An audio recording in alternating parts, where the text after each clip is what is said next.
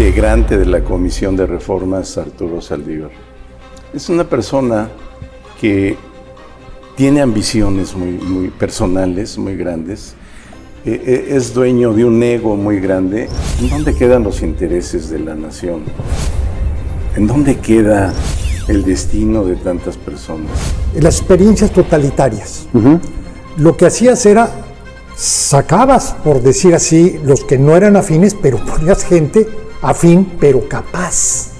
Pero aquí de lo que estás hablando es algo considerablemente peor, porque además de la consigna, lo que tienes es la mediocridad, la ausencia total de preparación. Porque no hay recursos, la ley no prevé ningún recurso de impugnación.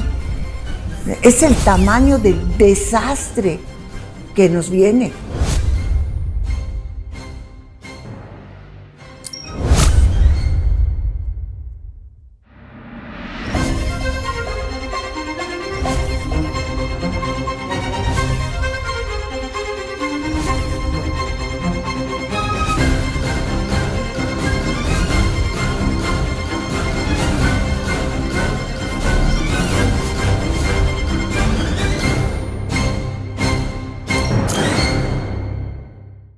Bienvenida, bienvenidos a un programa más de Círculo Rojo y como cada semana acompaño a Dulce María Sauri. Dulce, qué gusto. Igualmente. Muchísimas gracias, Federico Berrueto, desde luego, Fede, muchas gracias. Un placer. Y el día de hoy estamos muy contentos, está con nosotros el magistrado de circuito en retiro, don Pablo Monroy, que bueno, ha tenido una extensa carrera en el Poder Judicial, fue abogado litigante, leía yo en lo civil, en lo mercantil, en lo penal, y bueno, por ahí pasó como secretario también de tribunal, ¿no? Maestro, desde luego, fue aquí representante en Yucatán, tuvo la representación de este nombre muy largo que, ese sí lo voy a tener que leer porque no me acuerdo, el Instituto de Investigaciones Jurisprudenciales. Y de ética. Y de ética, así que bueno, estamos muy contentos de tenerlo, maestro, desde luego, profesor y muchas cosas más. No, Pablo, contento soy yo y el honor de compartir con tan queridas personas y por el trabajo tan extraordinario que hacen. Eso intentamos. Pablo, un placer. Muchísimas gracias. Pues vamos a lo que venimos. Magistrado, la pregunta sería, usted ha hecho y se ha metido mucho en el tema de los derechos humanos a lo largo de su carrera. Y la pregunta con la que me gustaría empezar la plática es, ¿cómo se vulneran los derechos humanos, que me parece que ha sido uno de los grandes logros que hemos tenido en términos de justicia? ¿Cómo se vulneran con esto que está por suceder el 1 de junio, que es la elección no universal de los que serán administradores de la justicia? Bueno, pues es una pregunta muy interesante y compleja porque, como sabemos, los derechos humanos tienen varias dimensiones: la jurídica, la social, la política, la cultural. Y en el caso específico de esta reforma, o llamada reforma judicial, que no la considero tal reforma, pues hay una vulneración grave a un derecho elemental, el derecho que tenemos no solamente jueces, sino todas las personas, de ser considerados inocentes hasta que no se nos demuestre lo contrario, o sea, la presunción de inocencia. Y aquí lo que hemos visto, lo que hemos padecido es que durante todo un sexenio, cada mañana, se calificó de corruptos a todos los integrantes del Poder Judicial Federal. Y después, mediante estas medidas legislativas de muy dudosa legitimidad, fueron destituidos o van a ser destituidos la mitad y mitad. Sin haber probado, sin haber iniciado siquiera un procedimiento para demostrar que eran personas no idóneas, ya no digamos para el cargo, sino dignas de estar en la cárcel por corrupción. Entonces, yo creo que el principal efecto en cuanto a vulneración de derechos humanos está en la propia persona, de las personas que fueron indiciadas, fueron señaladas como corruptas sin prueba. Ahora, lo que está en riesgo son los derechos humanos de muchos núcleos de la población que habían visto que sus demandas eran recogidas jurisprudencialmente, eran construidas, porque los derechos humanos están en constante construcción. Los derechos humanos son principios y como tales se tienen que ir adecuando, se tienen que ir expresando en cada situación específica. Si el derecho humano Evoluciona entonces. evoluciona, se confrontan entre sí, hay una confrontación entre derechos humanos. Por ejemplo, el derecho a la libertad de expresión, se mencionaba hace rato, libertad de imprenta, contra el derecho a la intimidad, contra el derecho a la privacidad. ¿En dónde se limita un derecho frente a otro derecho? Y para resolver esta confrontación entre derechos humanos, no podemos decir como antaño, este derecho excluye a este derecho, porque los dos derechos son válidos, los dos derechos son valiosos. Antes sí, una ley que se confrontaba con otra ley, se excluye una en favor de otra. En derechos humanos no. Ahí es donde se requiere de la ponderación. Ponderar viene de sopesar, esas medidas de la balanza. En este caso específico, ¿qué derecho humano debe prevalecer? ¿La libertad de expresión o la privacidad? Y para eso se requiere de lo que llamamos en el medio judicial de máximas de experiencia, de un conocimiento amplio, de una sensibilidad ante la coyuntura que se está viviendo, etcétera, etcétera. Podríamos hablar de otros derechos, por ejemplo, el de las madres buscadoras. ¿Qué derechos tiene una madre que ha perdido a su hijo, a su hija, y que no tiene noticias de su paradero? Ese derecho, ¿cómo se va a respetar? Porque los derechos, si no se respetan, no sirven, son letra muerta. Entonces, yo creo que lo que está en riesgo son ese conjunto de derechos humanos logrados a través de muchas luchas. Dulce aquí no me dejará mentir, compartimos tantas luchas por derechos elementales que hoy están siendo transgredidos con la mano en la cintura, en una especie de regresión a una época que considerábamos ya superada. Dulce. A mí particularmente me importa esta amenaza de regresión por los derechos humanos de las mujeres y el derecho a la igualdad. Realmente los tribunales surgidos de la reforma de 1994-95 que privilegió la independencia, la autonomía del Poder Judicial, federal, desde luego de los estados también, corre pareja con los avances en el reconocimiento de los derechos de las mujeres. Y puedo citar un caso para mí paradigmático de que esa independencia y capacidad de los tribunales para decidir se mostró en plenitud.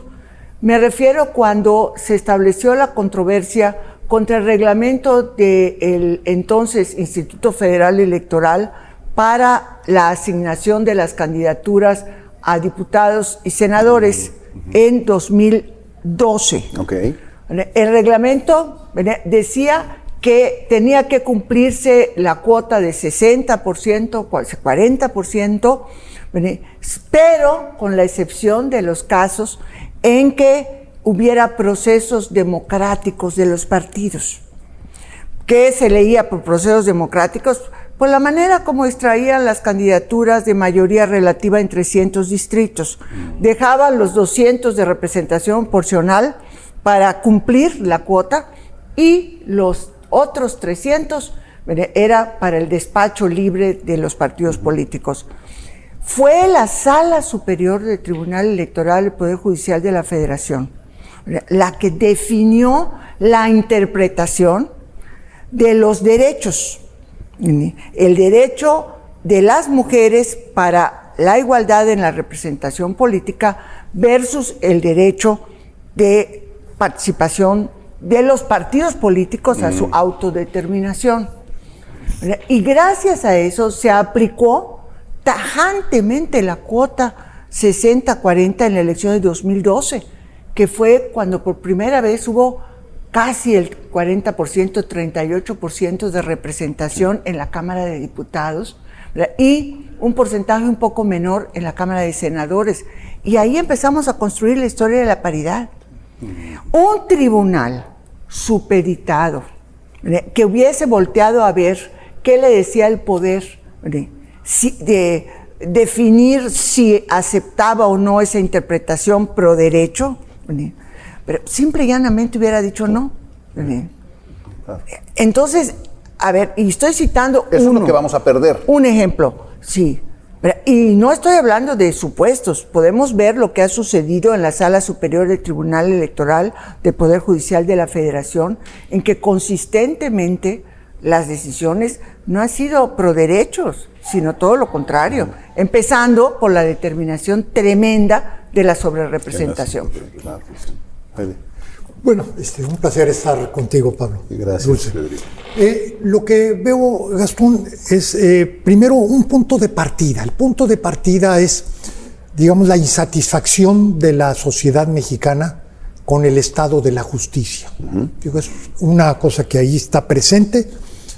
La respuesta a ello, bueno, ¿qué tenemos que hacer para mejorar la justicia? Y bueno, lo que veo es que aquí hubo una suerte de impostura por parte del presidente López Obrador, porque frente a un agravio o a una demanda legítima de la sociedad, él anticipa un cálculo político que es justamente el Poder Judicial Federal y la Suprema Corte de Justicia, que ejerciendo su responsabilidad de salvaguardar la Constitución, anulan o ponen en entredicho las decisiones del presidente. Sí. Entonces, el presidente lo que hace es utilizar este aspecto, ¿verdad?, para poder elaborar una propuesta que tiene un objetivo político, que es acabar con la independencia del Poder Judicial Federal y de la Suprema Corte de Justicia. ¿Y por qué lo digo así? Porque si vemos el diseño que se hizo, no ataca el problema de la justicia. No. Es más, si vamos por materias, lo que vemos es que se le sacó la vuelta justamente donde está el problema mayor. Aquí lo hemos comentado, por ejemplo, en materia penal, bueno, el Ministerio Público, las policías de investigación, etcétera. Y esos aspectos no son ni siquiera tocados. El tema agrario, los tribunales agrarios tampoco están incorporados y hay un problema muy serio en la materia, ¿no? Pero bueno, ¿qué es lo que veo ya entrando en materia? Que el diseño de reforma no tiene la virtud ni para salvaguardar el derecho a ser votado, ni tampoco para votar. La manera como se seleccionan los candidatos, la elaboración del proceso, la organización del proceso electoral, incluso la misma elaboración de la boleta, prácticamente impide que se dé el supuesto básico del voto, que es un voto informado. Es imposible el esfuerzo que tiene que emprender una persona para poder ejercer su derecho, es de tal magnitud, ¿verdad?, que me atrevo a asegurar que ni siquiera un especialista, ¿verdad?, puede superar esa barrera de estar cotejando currículum, nombres, etcétera. Verdaderamente es una cosa muy compleja. Si no lo puede hacer el 0.001 de la población, mucho menos lo va a hacer el conjunto de la población. Pero además, algo que a mí me genera mucho, es quizá mi principal punto de frustración en todo esto. No es este deseo de un régimen autocrático, pues, justamente de reafirmarse en el poder, ¿no?, sino la ausencia de resistencia. A los pobres empleados, y los digo pobres porque son pobres, empleados del Poder Judicial Federal, prácticamente estuvieron en condiciones muy de abandono por la sociedad, por los medios de comunicación, por todo aquello que debió haber dicho. Señores, no nada más están defendiendo una fuente de trabajo, están defendiendo la justicia de la cual todos los mexicanos pues somos beneficiarios. Y en este sentido, creo, yo me atrevo a registrar como una generación que traicionó lo fundamental, no nada más del Estado de Derecho y los derechos humanos, lo fundamental del sentido de existencia de una sociedad civilizada. Totalmente. Magistrado, ¿qué opina? Bueno, pues ambas intervenciones y las preguntas que tienen su buen peso me confirman esa necesidad de reforma. Todos la teníamos y la tenemos. Y creo que quienes lo expresaron con toda nitidez y con toda exactitud fueron los estudiantes. En las manifestaciones, las pancartas decían, estudiantes de la UNAM, de la Ibero, de varias universidades, reforma sí, pero no así. Es decir, sí hay ese clamor, sí hay esa necesidad. Yo puedo atestiguar lo que tratábamos en los congresos de jueces y magistrados, de juezas y magistradas. Y un elemento común en esos congresos era, nos está haciendo falta hacer realidad lo que dice el artículo 17 constitucional, justicia pronta y expedita. Porque justicia que no sea pronta y expedita no es justicia. Entonces, ese es un primer aspecto. Segundo aspecto, no supimos comunicar a la sociedad lo que hacíamos. No lo supimos comunicar. Había la idea que también criticábamos en los congresos, con poco éxito, de que esta postura de que los jueces, magistrados, ministros, ministras, tal, hablaban por medio de sus sentencias, era insuficiente. Porque ¿quién lee las sentencias? Claro. Y luego menos aquellas sentencias farragosas. Hubo, en épocas recientes, hubo todo un movimiento para simplificar las sentencias, hacerlas accesibles, incluso en lenguaje específico, personas que tenían capacidades diferentes, bueno, pues un lenguaje incluyente, no los tecnicismos que acostumbrábamos, latinajos incluso, ¿no?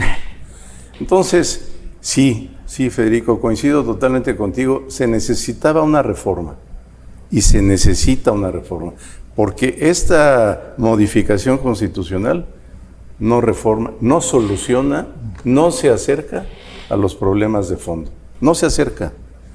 Y peor aún, y lo decías con mucha claridad, no solamente se resquebraja un poder, con lo cual ya se trastoca la división de poderes, y más que la división de poderes, los pesos y contrapesos.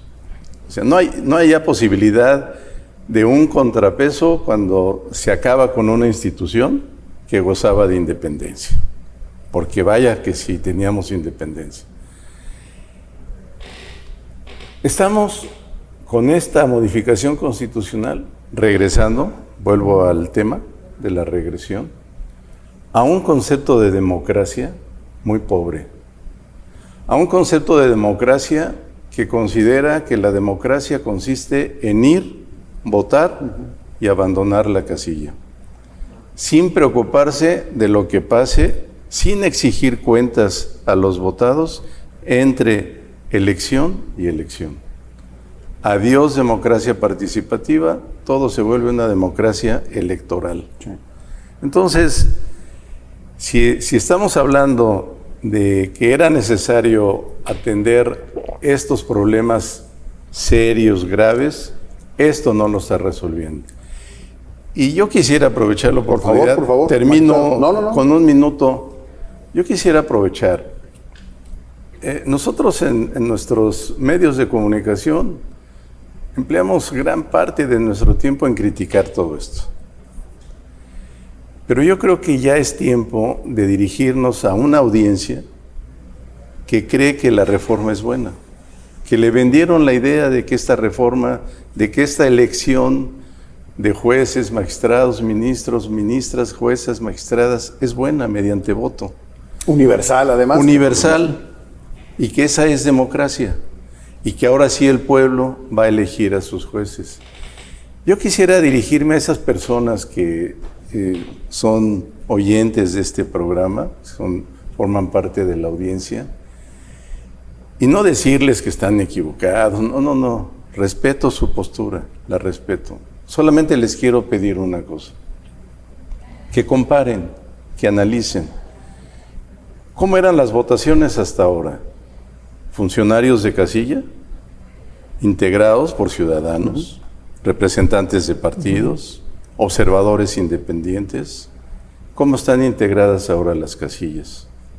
No hay representantes de partidos, de nada. Son designados por el INE, el Instituto Nacional Electoral. Anteriores elecciones recientes, ¿quiénes contaban los votos? ¿Nosotros? Mediante los funcionarios de casilla, se ponían a la salida los resultados. ¿Qué va a pasar ahora con los votos? Se van a llevar en paquete al INE y allá se van a contar, allá se van. Solamente lo dejo para reflexión de las personas que consideran que está adecuado este sistema.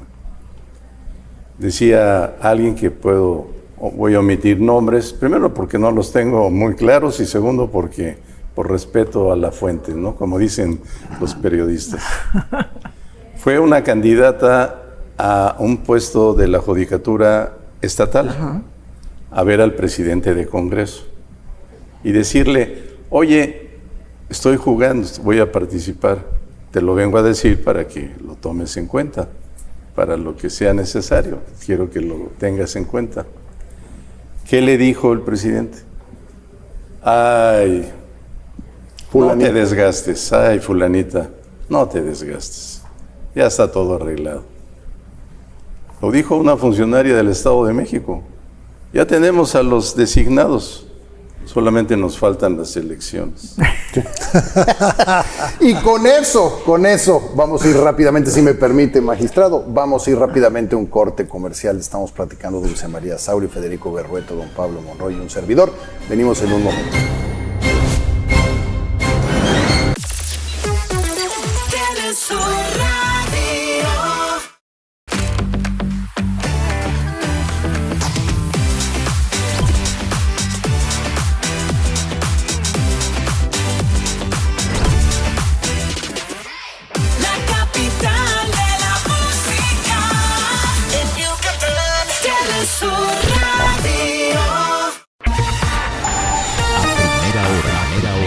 Para despertar con toda la información, escuche a Primera Hora con Gastón Lambarri y Viridiana Pacheco, de lunes a viernes en punto de las 6:30 de la mañana por Telesur Radio.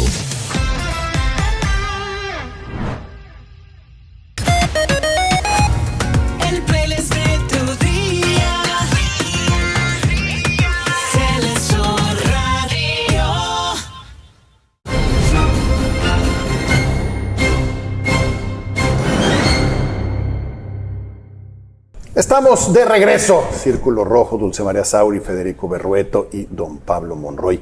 Estamos platicando, hace un momento hablábamos de lo que decía usted, que no quiso dar nombres por obvias razones, diciendo, bueno, ya tenemos a los elegidos, lo que faltan son las elecciones, ¿no? Pero bueno, en el 2021 se hablaba mucho de la reforma que iba a venir a solucionar todo y al final no sabemos nada de ella. A ver, déjame nada más hacer una pequeña intervención, porque yo era diputada federal, sí, claro, y presidenta de la mesa directiva de la Cámara de Diputados cuando se discutió y se aprobó la que era considerada en aquel momento la respuesta a los problemas que tenía el Poder Judicial Federal. Sí. Inclusive no solo fue reforma constitucional, sino también reformas a un bloque de leyes. Si no recuerdo mal, creo que fueron 5 las que se modificaron conjuntamente. Pero todo se cayó cuando finalmente no se pudo sacar el transitorio que prolongaba la presidencia del ministro Arturo Saldívar por 2 años más. Y de buenas a primeras, esta reforma se ha vuelto como una especie de fantasma. Entonces, a mí me gustaría saber cuál es la opinión del magistrado, porque además otra cosa que omitimos al principio de señalar, Pablo Monroy formó parte de la terna que envió la presidencia para ser ministro de la Suprema Corte de Justicia de la Nación, y en ese carácter compareció ante el Senado de la República. O sea, toda su trayectoria de magistrado, creo que este es un aspecto muy importante. Por eso me interesa saber cuál es su opinión respecto a esta madre que nos duró muy poco de reforma. Bueno, como decimos en materia penal, Federico, mencionabas la materia penal. Cuando estamos ante un hecho criminal y no sabemos quién es el responsable o quiénes son los responsables, las investigaciones serias, las investigaciones metódicas, conducen a ir obteniendo indicios para llegar a la verdad desconocida. Y después de tener varios indicios, pues se hace un razonamiento lógico para unir esos indicios y entonces tener una hipótesis sujeta a prueba en contrario, que sea plausible, que sea aceptable, para explicar o para llegar al conocimiento de la verdad. ¿Qué pasó con esa reforma, Dulce María? Ahora que la mencionas, la estoy recordando. Aquí en el año 2000 hubo un congreso muy importante para reformar a la ley de amparo nacional. Se invitó a barras de abogados, a colegios de abogados, y la sede fue Yucatán, porque pues aquí nació el juicio de amparo con Manuel Crescencio García Rejón y Alcalá. Entonces, recuerdo que Saldívar no era ministro en ese momento. Formaba parte de la comisión encargada de estudiar las reformas, junto con José Ramón Cosío. Llegó el momento de la inauguración, me pidieron que yo fungiera como maestro de ceremonias, y entonces, ya iniciado el acto, llegó de improviso, llegó así de manera interruptiva, Saldívar, Arturo Saldívar, y diciendo: yo necesito estar en el estrado, yo quiero un lugar en el estrado. Oiga, no, es que el estrado ya está el presidente, están los ministros, no, yo necesito estar en el estrado. Y movió a todos para que estuviera en el estrado. ¿Por qué menciono eso, que puede ser anecdótico e incluso innecesario? Porque eso me revela mucho el carácter del entonces integrante de la Comisión de Reformas, Arturo Saldívar.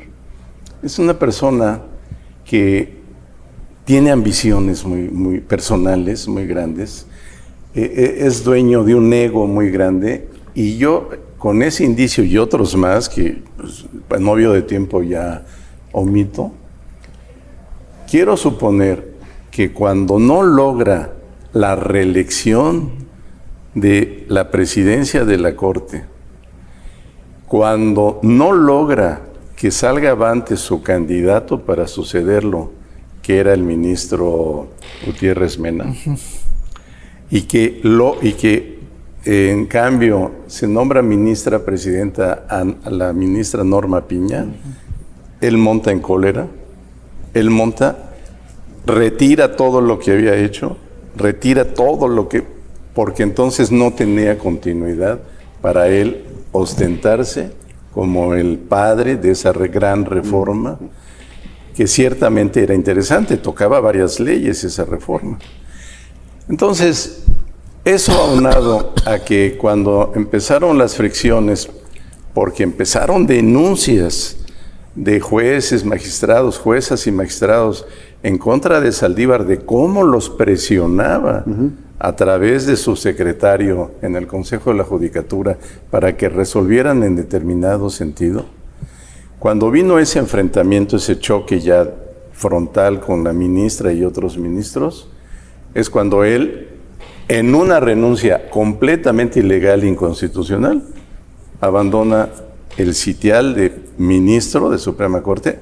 Para renunciar a ser ministro tenía que haber sido una causa grave. Y la causa grave que él invocó fue: terminó mi ciclo aquí, necesito... Era grave para él. Para él, para él, don Gastón, ¿no? Entonces, se pasa a Morena y ahí ya se radicaliza todo y es como tenemos aunado a otras anécdotas. Aquí estuvo en este programa con ustedes el ministro González Alcántara. Excelente personaje. Les habrá contado del choque que tuvo con López Obrador, siendo que López Obrador lo propuso como ministro, a raíz de que el ministro no estuvo de acuerdo en una iniciativa de reforma de López Obrador, en donde le daba la capacidad de dirección al ejército de la Guardia Nacional. Y eso le molestó mucho al presidente López Obrador.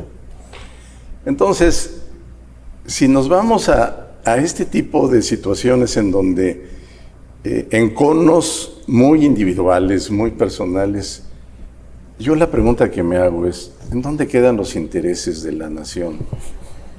¿En dónde queda el destino de tantas personas? En la víscera de Arturo Saldívar. Finalmente. Oye, Pablo, permíteme preguntarte tú que tienes esa sensibilidad y esa experiencia y conocimiento. Voy a partir de un supuesto para mí muy obvio, inevitable, que es quienes llegan a la responsabilidad delicadísima de juzgador. No tienen las prendas, ya no voy a decir de carácter moral, ético, sino simplemente de preparación, lo más elemental.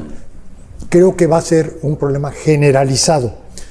Pero yo tengo la impresión de que detrás del juzgador siempre hay un aparato, una serie de colaboradores muy profesionales, muy serios, que hacen, que facilitan, digamos, en buena parte el trabajo que realiza, bien sea el juez, el magistrado, eventualmente incluso hasta el mismo ministro, ¿no?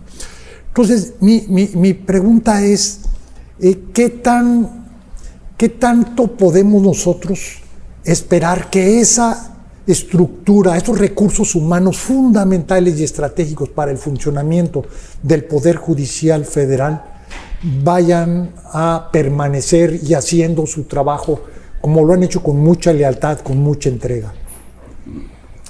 Muy buen cuestionamiento. Evidentemente, y lo digo con mucho orgullo y mucha satisfacción, efectivamente hay un equipo de colaboradores, de personas, desde el puesto del escalafón inicial hasta el de secretario que hace el proyecto de resolución y que le presenta al titular, sea juez, magistrada, jueza. El oficial de partes, parece mentira, el oficial de partes puede jugar con el programa de cómputo y decir, esta demanda se va acá, esta demanda se va acá, o el litigante le dice, yo quiero que se vaya a tal juzgado, yo quiero que se vaya a tal otro. Desde ahí empieza todo. Si el oficial de partes no cumple con su función, desde ahí se empiezan a torcer los caminos. Bueno, cuando los caminos se tuercen, ¿no? Porque, o sea, una cosa es que haya la posibilidad y otra cosa es que ocurra siempre y en todo momento y estemos llenos de cieno y de, en fin, no.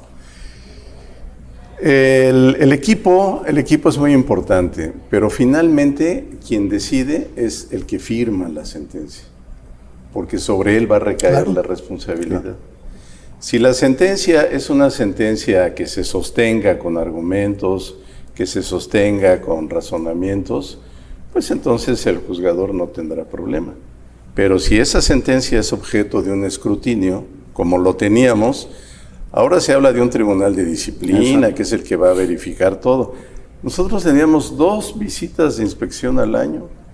Teníamos los justiciables, las personas que acuden ante los tribunales, la posibilidad de quejarse de una resolución, ya no de fondo, de trámite. Oye, no, tu resolución es incongruente, tu resolución es negligente y tal.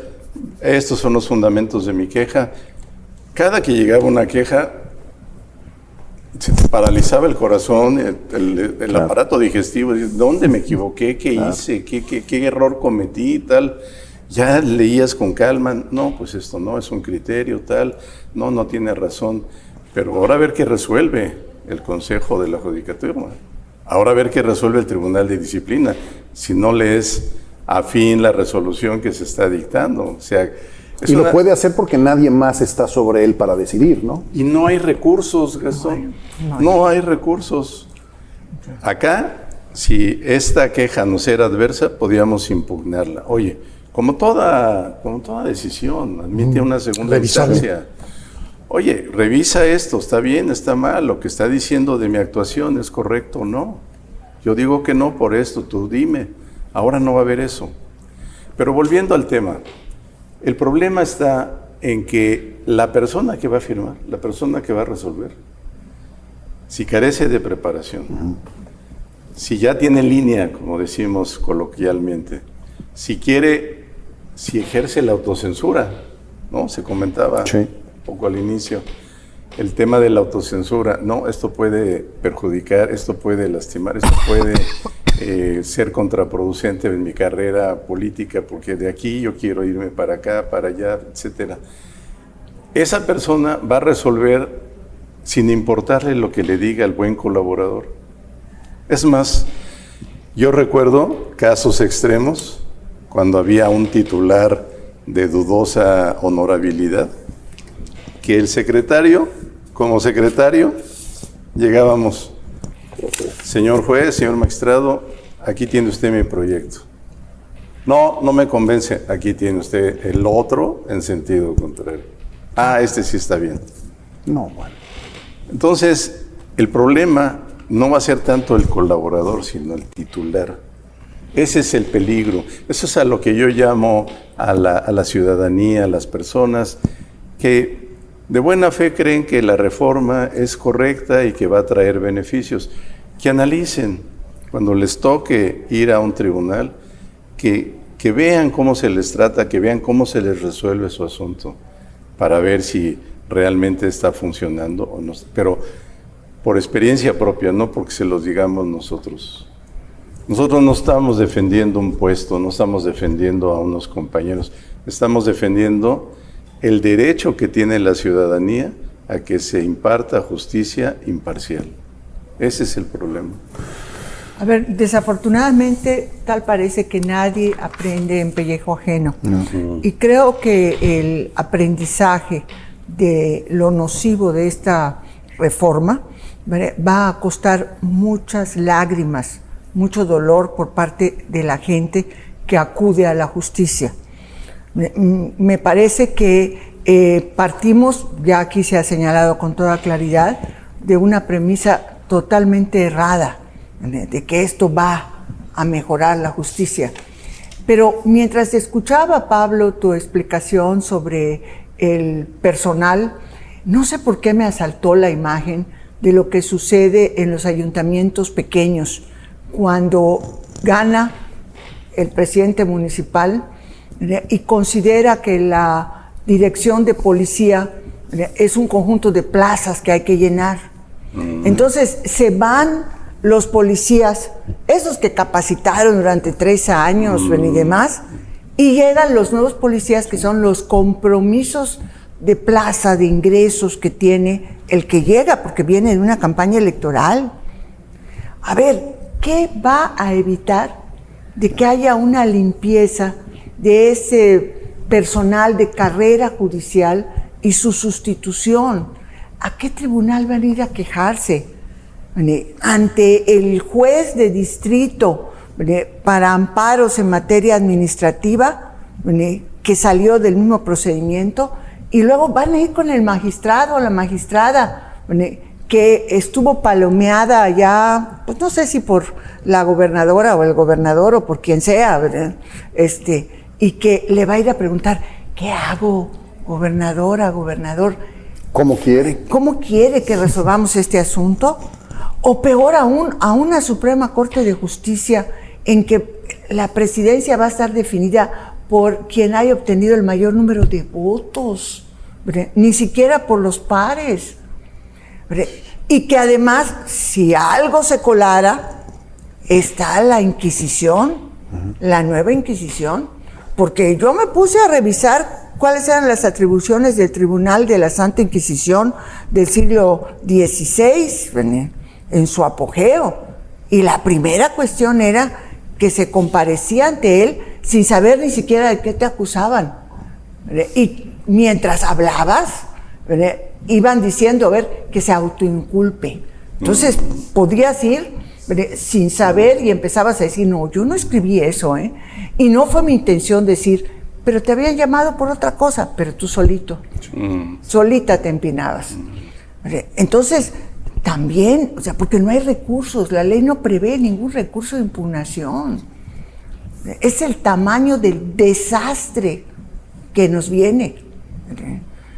Y francamente, vuelvo al principio, nos va a costar mucho dolor, muchas lágrimas enmendar este camino.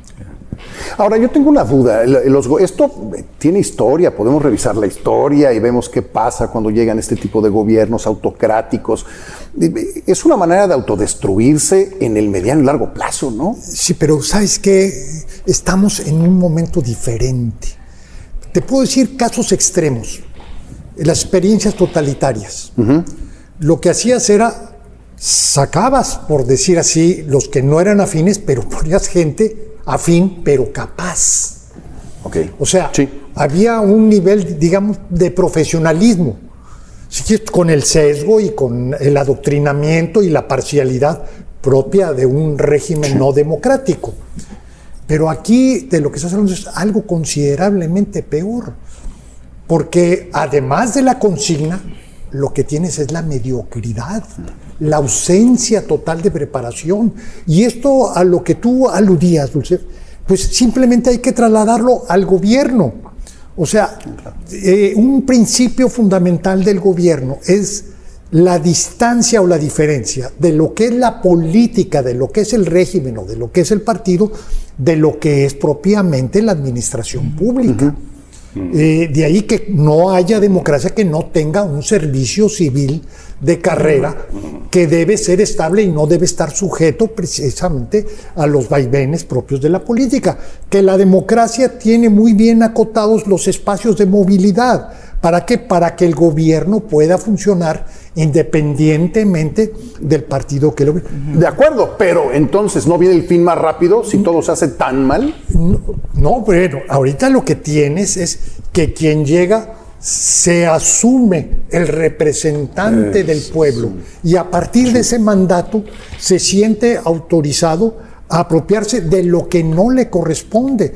Pues mira, algo que se dice mucho ahora de que la presidenta Sheinbaum es un avance respecto a los malos modos de López Obrador, etcétera. Vean el registro, permanentemente la presidenta habla como si fuera la dirigente de Morena. La descalificación que se le hace a la oposición es un día y otro día también. Entonces, no hay una diferenciación entre lo que es la función pública de lo que es el rol político. Y es algo que creo que también corremos el riesgo que vaya a suceder en el Poder Judicial, que ahí la situación es dramática, porque ahí más que en ningún otro lado tú tienes que tener niveles de imparcialidad y de profesionalismo, porque de otra manera la justicia no es posible. Si me permite, vamos a ir un corte rápidamente. No tardamos, regresamos. Estamos platicando Federico Berrueto, Dulce María Sauri, don Pablo Monroy y un servidor. Regresamos.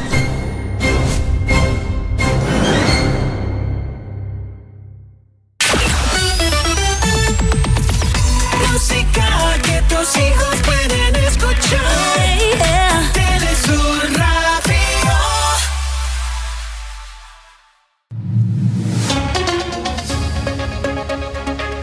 Manténgase informado de lunes a viernes a la 1:30 de la tarde con Juan Pablo Galicia y Fernanda Solís. Solo por Telesur Radio.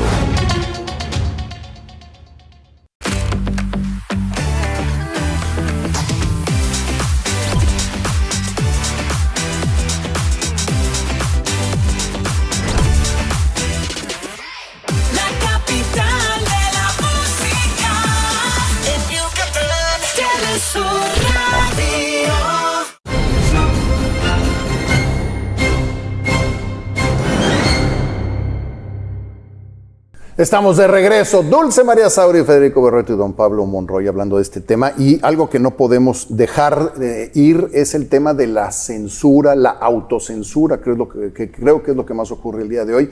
Y la difícil situación que tenemos los medios, algunos, para podernos dar a entender y explicar y tratar de aportar para que todos entendamos algo. Este tema de la autocensura es un hecho y más que evidente, magistrado. Sí. Creo que en todas las épocas se ha dejado sentir, pero ahora con más intensidad. La autocensura, porque además creo que ya nos tienen tan entrenados que ya nos autocensuramos. Sí, y lo justificamos con mucha facilidad. A veces yo digo que hasta de manera inconsciente, ¿no? Sí, de manera sí inconsciente. No, no nos daríamos cuenta de que nos estamos autocensurando. Sí, totalmente. Nos calificamos de prudentes. Nos calificamos de prudentes. Bueno, el Papa hace unos días precisamente hablaba del tema, lo platicábamos hace No, rato el día de contigo. hoy. No, bueno, sí, hoy. ¿Verdad? Bueno, lo que, si me permiten, yo Por favor. tomaría una cita de algo que dijo el Papa, justamente tengo entendido, una misa con medios de comunicación, y decía, la comunicación, en efecto, no es solo transmisión de información, sino creación de una cultura, de entornos humanos y digitales que se conviertan en espacios de diálogo y confrontación. Y una cita más. Una comunicación desarmada y desarmante nos permite compartir una visión diferente del mundo y actuar de forma coherente con nuestra dignidad humana.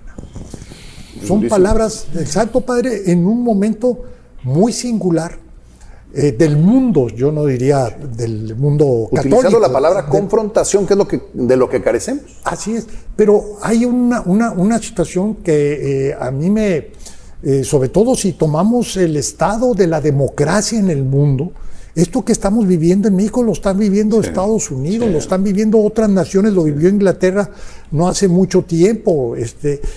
Prácticamente Europa está padeciendo los extremismos, donde lo que tenemos son precisamente los llamados a la polarización, son mensajes de odio, mensajes de rechazo, cuando la democracia, la esencia de la democracia es la coexistencia, y se ha dicho de paso, esencia de la democracia también es el escrutinio al poder. Claro. Si los medios de comunicación renuncian a su tarea, que es precisamente someter al gobernante pues a la evaluación, a la deliberación, al debate, que es, digamos, no sucede nada. Un gobernante que es criticado es lo común, incluso hasta cuando acierta, así es la democracia. Pero si lo que estamos es en un entorno de intolerancia y donde los mismos medios de comunicación se inhiben al ser empresas que quieren tener buena relación con el poder, se inhiben de cumplir con su responsabilidad. Bueno, lo que vamos teniendo es situaciones que desde mi punto de vista son totalmente anómalas. Gobernantes con 80% de aprobación cuando tenemos resultados que no lo convalidan. Totalmente. Así es. A mí me gustaría preguntarle a Pablo por una experiencia que vivió el Poder Judicial Federal y que para mí está muy vinculado a este tema de la comunicación. O sea, en la nueva Corte, por llamar a la que se construyó en 1995, una de sus características de esa nueva etapa fue abrir la secrecía que tradicionalmente había imperado en todos los proyectos que iban a discusión y luego después en las propias sentencias. Al paso del tiempo creo que ha habido un esfuerzo para traducir en cristiano, ¿no? En lenguaje común, algunas cosas, un esfuerzo muy meritorio.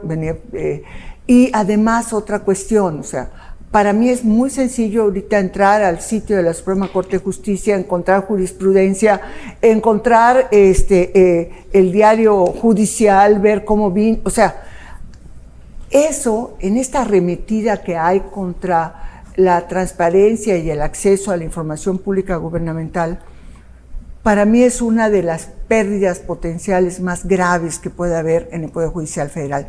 Me gustaría tu experiencia y conocimiento sobre el tema. Sí, muchas gracias. Bueno, pues más de lo que ya han expuesto sería de mi parte pretencioso, pero pondría quizás el acento en una cuestión.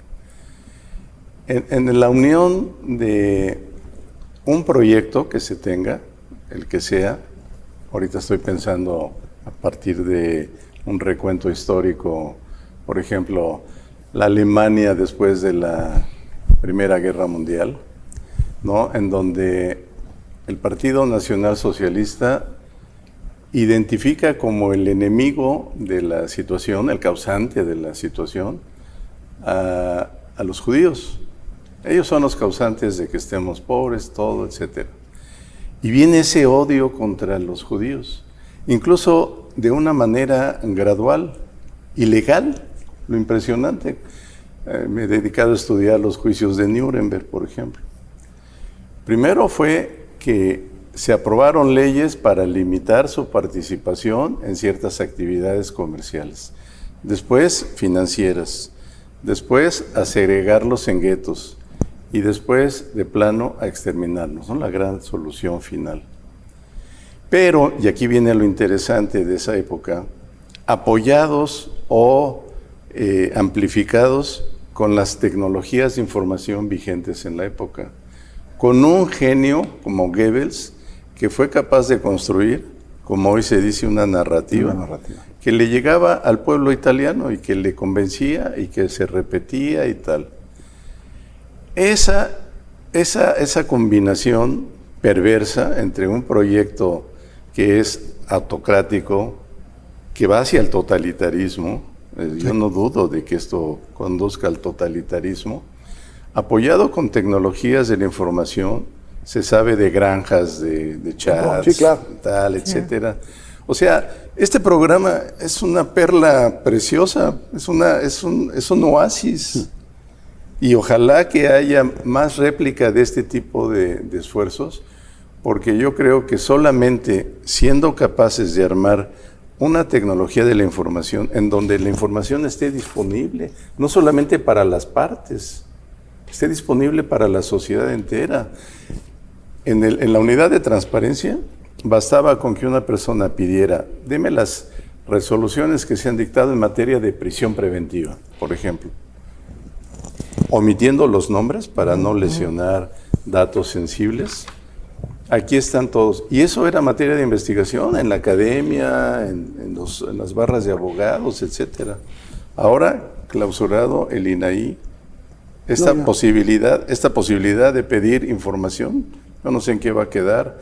Entonces, es el decaimiento, el declive de la información, el acotamiento a los medios de comunicación, el ahorcamiento a los medios de comunicación libres, críticos, honestos, la autocensura invisible que uno mismo se pone en la casaca y dice, no, esto puede perjudicar, pues va haciendo que el proyecto avance y avance. Creo que tú, Dulce María, lo decías.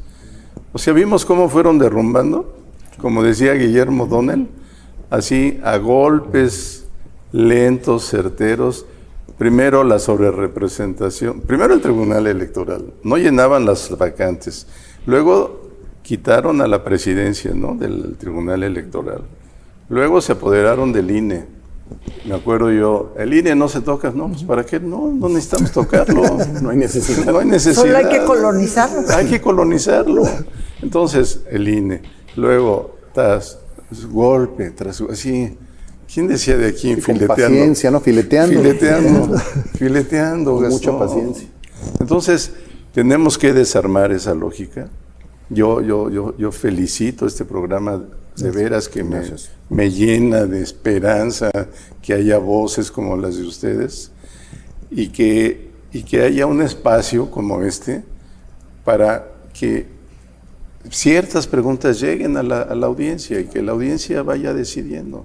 que vaya confrontando. Y algunos hechos, ¿no? Leíamos los 49 propuestos en Durango por todos los poderes, ¿no? Son 49 personas que están puestas como candidatos por parte de los 3 poderes, entonces no hay más que votar por los 49 si pretendo votar. Eso es Sí, patético. aquí también en este circuito judicial, el número 14, hay una sola candidatura a la magistratura laboral del circuito, solo una persona. No, bueno, o sea, y es que ahí eso es lo que... Ahí no tuve problema en decir, numerito. ¿nos vas a ayudar o no nos vas a ayudar, Dulce? Con una explicación. Claro, les digo, yo les estoy haciendo mi melate judicial y lo voy a compartir. Lo va a compartir, Dulce. ¿Algo para empezar a cerrar, Federico? Pues primero, un privilegio, Pablo, estar contigo y escuchar tu experiencia, tu conocimiento de lo que es la tarea jurisdiccional. Este momento, digamos, tan desafiante, tan trágico, pues nosotros más que todo como tarea tenemos la de pensar libre y abiertamente sobre los temas de la vida política nacional. Y créeme que estamos muy, muy preocupados por lo que sucede en el frente de la reforma judicial, pero además, algo con lo que tú empezaste, la enorme injusticia para muchos de los trabajadores, de los funcionarios judiciales, que han prácticamente entregado su vida y que no solamente se les ha hecho un lado, sino se les ha calumniado. Y esto viniendo desde la más elevada oficina de la nación, que es realmente imperdonable. Sí. Dulce, para cerrar. Que ha sido muy estimulante la plática de hoy, porque Pablo Monroy reúne una enorme capacidad dialéctica con el ejercicio real de un juzgador que hizo su carrera pues, a partir de la base y que además mantiene esa visión crítica sobre la aplicación de la justicia y cómo es imposible divorciarla de la democracia. Magistrado, para cerrar. Gracias, Gastón. Pues en primer lugar, lo he dicho siempre, estar en Yucatán es un compromiso, porque aquí nació el juicio de amparo. Recuerdo cuando llegué en el 94, me invitaron a dar una plática a la UADY, y ahí en el grupo de estudiantes externé yo mi duda. Dije, siempre he tenido la inquietud de cómo es que el juicio de amparo nace en Yucatán, siendo una entidad federativa, y el juicio de amparo es federal. Y ahí un compañero, un ilustre investigador, hoy en día litigante, me dijo, bueno, es que no debe usted olvidar que para entonces, 1841, Yucatán se separó del Pacto Federal precisamente defendiendo al Pacto Federal, porque Santana estaba promoviendo un gobierno centralista desconocedor del Pacto Federal. Hasta el Pacto Federal está afectado hoy en día con esta reforma. O sea, claro. De repente la Federación le dice a los estados, reforma tu poder judicial. ¿Dónde queda la soberanía de los estados? Pero bueno. Entonces es un gran compromiso desde Manuel Crescencio García Rejón y del juicio de amparo. Lo que a mí me duele, lo que yo quisiera transmitirle a la audiencia es ese amparo que salvó vidas de personas que iban a ser fusiladas y que cuando el juez de distrito, avisado de que iban a matar a alguien en el paredón, corrió hacia ponerse frente al pelotón y el comandante del pelotón dijo, oiga, pero tráigame un papel, tráigame usted por escrito aquí que suspende este fusilamiento. Pues, no vengo de la oficina, me fueron a buscar a ver, y le dan un envoltorio de cajetilla de cigarros. Y ahí dice, yo, juez de distrito, concedo el amparo a favor de tal persona. Aquí está el papel. Wow. Y ahí se paró el fusilamiento. Ya no se van a parar esos fusilamientos. Magistrado de circuito en retiro, don Pablo Monroy, muchísimas gracias. Es un gusto tenerlo y compartir con usted esta sensación y sobre todo, sabe que esta desesperación por lo que está pasando. Muchísimas gracias, magistrado. Al contrario. Mil gracias. Dulce, muchísimas gracias como siempre. Federico, muchísimas gracias como siempre. Un verdadero lujo estar con el magistrado Pablo Monroy. Los dejamos, nos escuchamos la próxima semana. Gracias por ver Circuito.